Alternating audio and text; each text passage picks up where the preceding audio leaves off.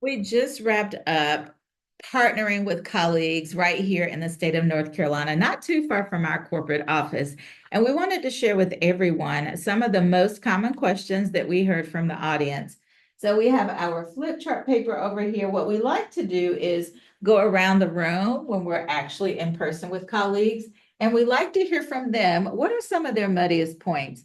We highlight usually at least three of the most common gap areas, which tends to be facilitate learning and socialization, which is the one that we've chosen to share with you all today. But we also had curriculum and we had exam analysis. And of course, we had a parking lot option as well. So we put them all here so we can just take a look at exactly what their questions were. All right, so the first one was item analysis, right? No surprise. Well, there wasn't anything specific on the note, but this is what we want to say about item analysis. First of all, be knowledgeable about where your muddy points are. What is that specific differentiator or concept that is really causing you to feel like this is an overwhelming part of your study plan, of the competencies that you're taking a look at? So look at that blueprint, identify where your gaps are, identify where the difficulty is as it relates to the analysis, and then you want to take a look in Billings and Halstead.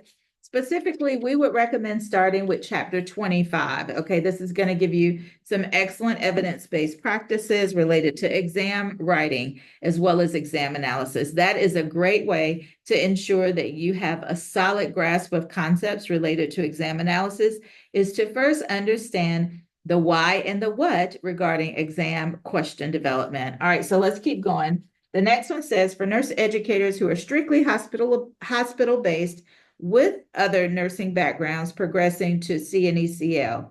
So I don't really see a question here. What I would say is, when you're looking at the CNEcl blueprint, you want to validate what are these specific behaviors that I'm using in my everyday work, and which ones of them do I never see, do I never experience? This is going to help identify your muddy points, your knowledge gaps, and then you want to use Billings and Halstead as your primary textbook, and then also Elsevier-Shellenbarger CNE clinical review. Okay, we will include both of those resources right here in the description. All right, so let's keep going. If you take the CNEcl and want to move into classroom teaching, should you wait and take the CNE? This is a great question, and we actually talked to a colleague separately about this question. It always starts with the blueprint. I know you hear that over and over again from us. And this is because this is truly the roadmap that guides you about the next steps you want to take on your journey. Whether you decide to take CNE or CNEcl first is totally up to you. We just want to make sure you're fully prepared for whichever one you decide to take. And then the next question, which is an excellent one, how do you choose which exam? You all have probably already guessed it. Starting with the blueprint, starting with those specific behaviors that you're going to be tested on is a great first step. Discrimination with test items, how do you interpret? Going back to the actual definition of discrimination, which is all about the point by serial index, you want to differentiate between your high scoring students and your low scoring students.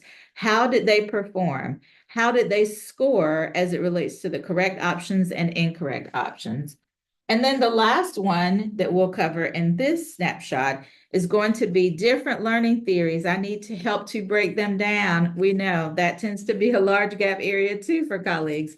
And we have included right here in the description a learning theories exercise. It's actually a chart that the content experts created that will help you identify what are your muddy points related to each of the theorists. And then you're going to use table 14.1 to help close those knowledge gaps, clarify concepts, and most importantly, align with the teaching strategies that you're using with your students every single semester. We hope this snapshot has been helpful, and we'll keep doing more of these Q&A sessions because we really do like connecting with our colleagues about questions, specific questions they have to help them on their journey. Until next time, have a great one, everybody.